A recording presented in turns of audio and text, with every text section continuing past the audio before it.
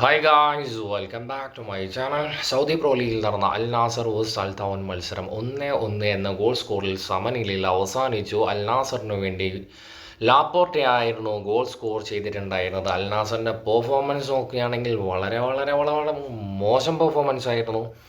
എനിക്ക് തോന്നുന്നു ഫസ്റ്റ് ഹാഫിലും മാനെ റൊണാൾഡോ ഒന്നും സ്ക്രീനിലേ ഉണ്ടായിരുന്നില്ല. ഞാൻ അതിൽ ഇത്രയും വളരെ വീക്കായിട്ടുള്ളൊരു പെർഫോമൻസ് കാണുന്നത്.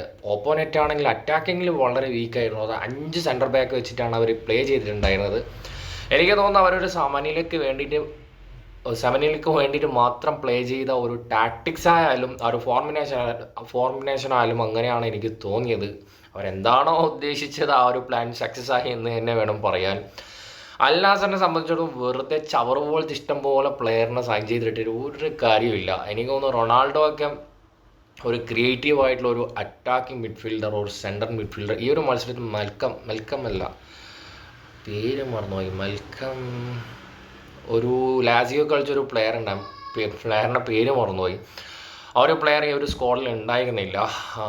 ക്രിയേറ്റീവായിട്ടൊരു പ്ലെയറെ കൊണ്ടുവരാതെ ഡിബ്രോയിനെ പോലെയോ അല്ല ടോണി ക്രൂസ് പോലത്തെ ഒരു പ്ലെയർ വരാതെ ഒരിക്കലും ഇവർ ഈ ഒരു പ്രശ്നം പരിഹരിക്കാൻ പറ്റുമെന്ന് എനിക്ക് തോന്നുന്നില്ല.